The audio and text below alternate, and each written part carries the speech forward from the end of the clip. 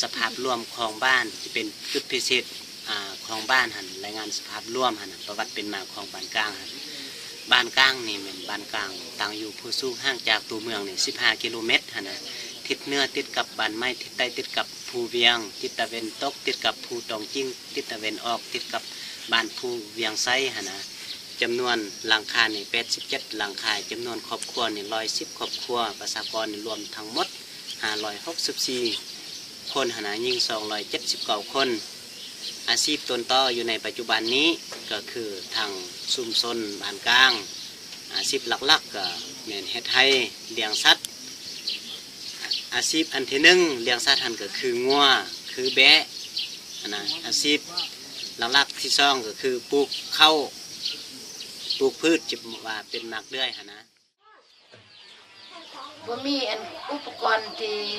รับใช้เฮ็ดในบ้านนี่รักทุกมื้อนี่มีเงาก็มีแต่เฮ็ดกิจกรรมทักอยู่บ้านนี่แหละแล้วอันซ่อมอันซ่ามาเรื่องน้ำเฮาใส่ทุกมื้อก็ยังขาดเคินอยากขอทุนที่ว่าต่างประเทศให้ช่วยเด้แล้วทุกมื้อนี่เฮาใส่น้ำนี่ก็ผิดพลาดกันย้อนว่าบ่มีน้ำใส่นี่บางเทื่อก็แม่ยิ่งก็เด็กน้อยก็ทึกไปตักอยู่ห้วยอยู่ห้องคือตะกี้ตะก่อนนั่นแหละที่เราร่วมว่าภาคคอมเมนต์ว่าจุดหลักๆนั่นเกี่ยวกับเรื่องน้ำกินนี่แหละน้ำกินคู่มื้อนี่คือว่ามันบ่พอตั้งแต่เริ่มที่โครงการอินทรีย์เข้ามาเฮ็ดทอนหุ่มมาเฮ็ดน้ำนี่ถือว่ามาเบิ่งแต่ระยะผ่านมามันก็ยังพออยู่แต่เดี๋ยวนี้มาเบิ่งจักจุดเศษมันเป็นย้อนอีหยังน้ำใส่มันบ่พอมากดกาเบิ่งอยู่ห้องงานหั่นถือว่ามันแห้งเลยแล้วมาเบิ่งชาวบ้านนี่เขาเจ้าก็เสียงส่วนหลายอยากขอซึมเกี่ยวกับเรื่องน้ำกินนี้เพราะเฮาอยู่คู่มื้อนี่น้ำใส่แต่น้ำกินนี่เป็นหลักๆคันบ่มีน้ำกินนี่มันก็ยุ่งยากแต่ว่าทางอีพ่อยนี่อยากขอทางโครงการหรือว่ายังมีทุนช่วยเหลือเป็นต้นต่อก็แม่นเรื่องเงินเรื่องคำแต่ส่วนให้งอกให้งานหรือว่าลงปฏิบัติตัวจริงชาวบ้านที่เป็นผู้ช่วยสันสาเป็นผู้เฮ็ดคือระยะผ่านมานะคือว่าจะได้ร่วมทาง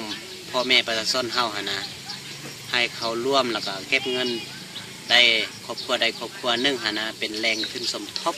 เพราะว่าทางทุนเพราะว่าอยากเอาเงินห่วงตัวนี้เพราะว่าไปบริหารภายในที่บ้าน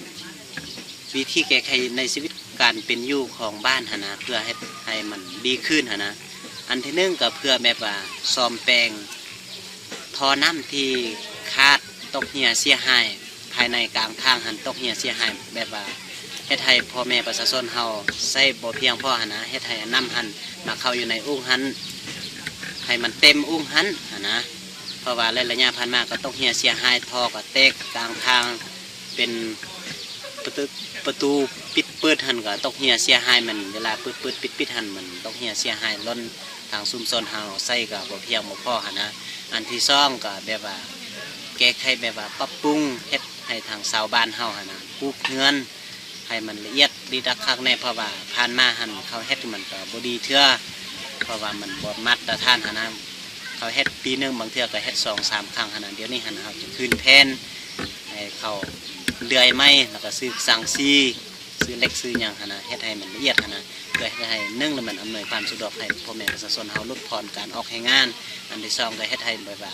บ่ให้น้ำหันตกเหี่ยเสียหายนะเพราะว่าระยะผ่านมามันก็บ่เพียงพอน้ำหันนะเฮ็ดให้น้ำหันเข้าในอ่างหันคือว่าให้มัน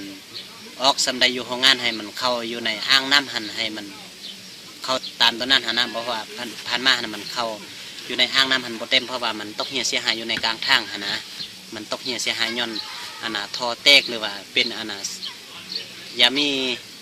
สัตว์อันใดอันหนึ่งจะคือก็ยกตัวอย่างคือขอพบผ่านมาหันก็คืออ้นนะกัดนะเราจะซ่อมแปลงตัวนั้นนะให้มันดีขึ้นนะตามข้าพเจ้าวิธีทางแก้ไขทางบ้านกับอันอื่นกับสบู่มีอย่างตามข้าพเจ้าคิดกับสมุดเพียงเท่านี้ขอขอบใจ